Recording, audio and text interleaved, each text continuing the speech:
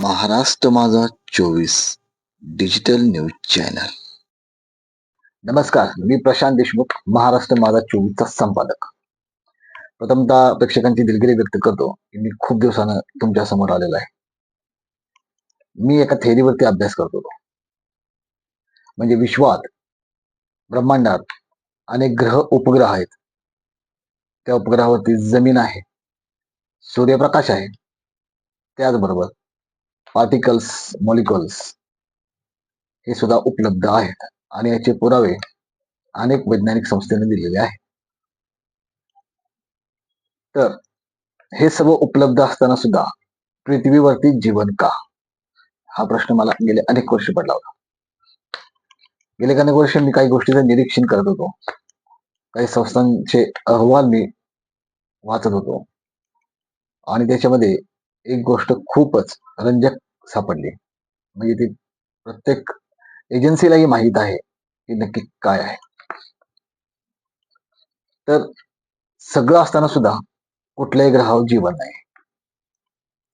म्हणजे चंद्रावरती तर वातावरणच नाही, परंतु जमीन आहे, त्याच्यामध्ये अनेक घटक आहेत. त्याचबरोबर मंगळावरती सुद्धा जमीन आहे, अनेक घटक आहेत, अनेक वायू आहेत. शुक्रावरती ही जमीन आहे, अनेक घटक आहेत, वायू आहेत. गुरु आणि शनी हे वायुग्रह आहेत, त्यामुळे तिथे खूप मोठं प्रेशर आहे. परंतु त्याच्या चंद्रावरती, त्यांच्या उपग्रहावरती अनेक ठिकाणी बर्फ आहे. मग तो नायट्रोजन स्वरूपात असेल किंवा वॉटर स्वरूपात असेल, परंतु बर्फ हा आहे. एवढं सगळं असून सुद्धा तिथं कुठेही जीवन नाही. याचा अभ्यास मी गेले अनेक वर्षे करत आहे आणि अनेक वर्षांनंतर मी एक थेअरी डेव्हलप केलेली आहे, जिचं नाव आहे देशमुख ग्लोबल शिल्ड थेअरी. आता शिल्ड म्हणजे कवच. कुठलाही जीव असू दे पृथ्वी तलावाला, एक तर तो अंड्यातून जन्मतो, नाहीतर मातृत्व देताना गर्भाशयातून जन्मतो. हे सर्वांनाच माहीत आहे, हे कोणी नाकारू नाही शकत. त्यामुळं प्रत्येक जीव जन्म घेताना त्याला कवर हे असतंच. तसंच आपल्या पृथ्वीलाही ओझोन वायूचं कवच आहे. हे मी अभ्यासातून, निरीक्षणातून मला साध्य झालेलं आहे. बर, पृथ्वीला ओझोन वायूचं कवच आहे हे सर्व एजन्सींनाही माहीत आहे, परंतु त्याचा विचार त्यांनी फक्त युव्ही म्हणजे अल्ट्रा व्हायलेंट जे काही किरण आहेत ते फिल्टर करण्यासाठीच असतो, असा एक समज करून ठेवला. परंतु मी त्याच्या पुढे जाऊन मला थोडा अभ्यास करावा लागला. कारण इथं प्रत्येक जीव जर कवचामधून जन्मत असेल, गर्भाशयामधून जन्मत असेल, तर हे ओझोन वायूचं कवच हे पृथ्वीचं गर्भाशय का नसू नये. आणि हा माझा सिद्धांत याच्यावरूनच पुढे जातो. प्रस्तावनेत मी म्हणतोय, विज्ञानाचा इतिहास हा केवळ शोधांचा नाही, दिशा निवडण्याचा इतिहास आहे. पायथागोरस आणि त्याच्या अनुयायांनी गणिताची दिशा निवडली, म्हणून त्यांचे मोजमाप आजही अगदी अचूक आहे. न्यूटन आणि आईन्स्टाईन यांनी वस्तुमान आणि गुरुत्व ही दिशा निवडली. पण तो डीजीएसटी सिद्धांत असे प्रतिपादन करतो की आपण जर आपली दिशा वातावरणीय दाब यंत्रणा याकडे वळवली तर विश्वातील अनेक न सुटणारी कोडे सुटू शकतात. दुसरा मुद्दा मी तो उपस्थित करतोय, मूळ सिद्धांत ओझोन कवच हे वैश्विक गर्भाशय. मी मगाशी म्हणलो तसं, ज्याप्रमाणे कोणत्याही जीवाला जन्म घेण्यासाठी गर्भाशयाचे ओम कवच आणि त्यातली विशिष्ट दाबाची आवश्यकता असते, त्याचप्रमाणे ग्रहावर पाणी आणि जीवसृष्टी निर्माण होण्यासाठी ओझोन कवच दाब अनिवार्य आहे, म्हणजे गरजेचाच आहे. पाणी निर्मिती, हायड्रोजन आणि ऑक्सिजन हे केवळ घटक आहेत. आपल्याला माहिती आहे पाणी H2O न निर्माण होतं.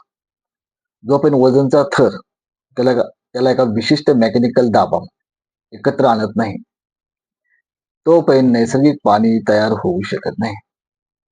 नासा सारख्या संस्थाने अनेक प्रयोग केले, परंतु त्यामध्ये त्यांना हवं तसं यश आलं नाही. मग मानव कसा आला असेल, हा एक कोड आहे. माझं निरीक्षण असं सांगतंय, मानव हा पृथ्वी तलावर उक्रांत झालेला जीव नसतो. हे का म्हणतो? तर पृथ्वी तलावर जेवढे जेवढे प्राणी जन्माला आलेत, ते निसर्गाशी एकरूप आहेत. फक्त मानव हा एकच प्राणी असा आहे जो निसर्गाशी एकरूप नाही. त्याला राहायला घर लागतं, त्याला कपडे लागतात. पृथ्वी तलावर असा कुठला प्राणी आहे की ज्याला कपडे लागतात, ज्याला घर लागतं, ते पण कॉन्क्रीटचं, विटांचं. ते संशोधनातनं ज्या गोष्टी निर्माण झाल्या ते गरजेनुसार निर्माण झाल्या, पण आजही कोणत्याही पृथ्वीवर जन्मलेल्या प्राण्यांना अशा प्रकारची व्यवस्था लागत नाही. म्हणजे मानव हा इथे जन्माला आला असेल का नसेल, ही एक शंका माझ्या मनात उत्पन्न झाली. तो एका प्रगत ग्रहावरून आला असेल, असा एक याच्यामध्ये निष्कर्ष निघाला. म्हणजे तो इथे जन्मालाच आला नसेल आणि तो सुरक्षित ग्रह शोधायच्या नादात तो इथं पृथ्वीवरती आला.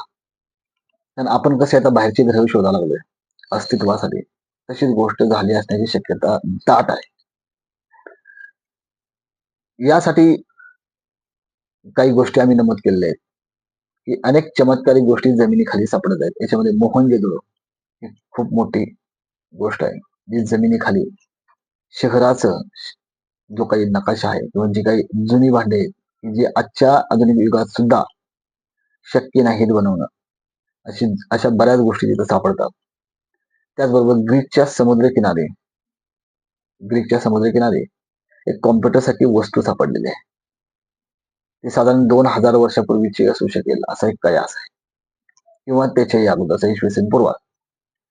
त्याचबरोबर रशियाच्या एका पर्वतावरती इलेक्ट्रिक कॉईल सापडलेल्या आहेत. त्या साधारण कित्येक कोटी वर्षपूर्वीच्या असतील, असा त्यांचा कयास आहे. म्हणजे तिथून आलेला जो मानव आहे तो कदाचित प्रगत असेल, तो शोधात आला असेल, पण त्याच्याकडले सगळे जे काही रिसोर्स आहेत ते संपले असतील. असे एक या निरीक्षणामधून आमच्या समोर आलेली गोष्ट आहे. तर जर असं असेल, त्यामुळंच मानव कदाचित निसर्गाशी एकरूप नाही, ही एक शंका उत्पन्न होते. न्यूटन आणि डार्विन यांच्या सिद्धांतांची मान्य नव्यानं करावी लागेल. काही जुन्या शास्त्रज्ञांना चुकीचे ठरवत नाही आहे, तर त्यांच्या निरीक्षणाचा व्यापक दिशा देत आहोत. तर न्यूटनच्या जागी आपण दाब ही गोष्ट जर स्वीकारली तर बऱ्याच गोष्टींचं कोड असू शकेल. डार्विन यांनी माणसाची निर्मिती ही माकडाच्या उत्क्रांतीमधून झाली असेल, असा एक कयास बांधला. कदाचित त्यांनी ज्या पद्धतीने मानव त्यावेळी पाहिला किंवा हाताळला किंवा निरीक्षण केले, त्यानुसार त्यांनी केलेली ती कल्पना आहे.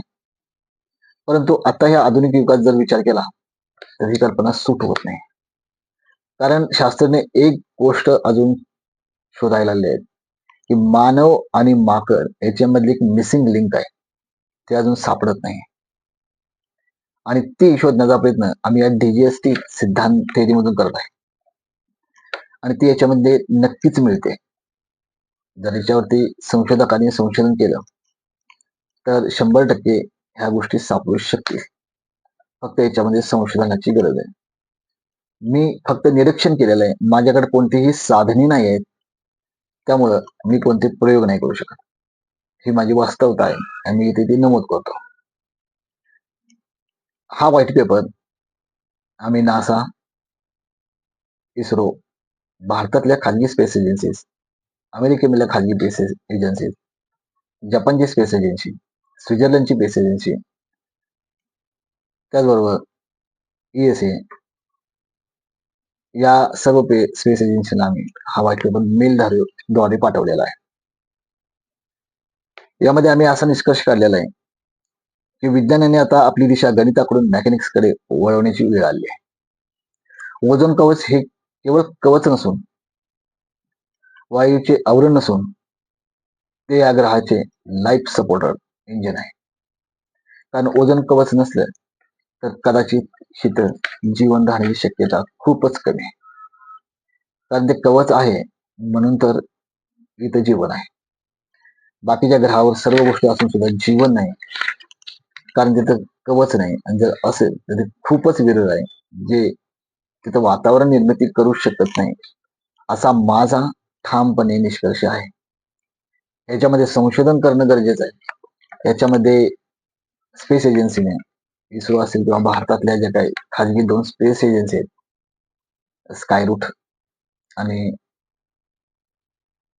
इतर स्पेस एजन्सी, यांनी पुढाकार घ्यायला पाहिजे आणि संशोधन करायला पाहिजे. कारण ही आता काळाची गरज आहे. ओझोन वाचवणं हे मानवाचं सगळ्यात पहिलं कर्तव्य आहे. कारण ज्या दिवशी ओझोन वायू डॅमेज होईल, त्या दिवशी इथं जीवन नसणार आहे. ओझोन वायू डॅमेज व्हायला बऱ्याच गोष्टी कारणीभूत आहेत. एक म्हणजे युद्ध, अतिऔद्योगिकीकरण आणि जे काही अंतराळातले शोध चालू आहेत, यामुळे ओझोनला अनेक छिद्रे पडत आहेत. त्याचा परिणाम इथल्या वातावरणावरती होत आहे आणि इथं अनिश्चिततेचं सावट सगळीकडे पसरत आहे. त्यामुळे डीजीएसटी थेअरी सर्वांना आव्हान करते, सर्व स्पेस एजन्सीना या व्हाईट पेपरवरती विचार करावा. जेणेकरून इथलं मानवी जीवन, जेणेकरून इथले निसर्ग, जेणेकरून इथले प्राणी, जेणेकरून इथले पाणी, जेणेकरून इथले झाडे झुडपे सगळे सुरक्षित राहतील. कारण मानवाचं जीवन ह्या सर्वावरती अवलंबून आहे. मानव हा निसर्गाशी समरूप न होणारा एक असा प्राणी आहे की ज्याला समरूप न होता सुद्धा निसर्गाची गरज पडते. इथेच थांबतो. तुम्हाला काय वाटतं त्याबद्दल तुम्ही कमेंट्स मध्ये नक्की आपली म्हणणे मांडा. त्याचबरोबर व्हिडिओ आवडला असेल तर व्हिडिओला लाईक करा, शेअर करा आणि महाराष्ट्र माझा 24 ला सबस्क्राईब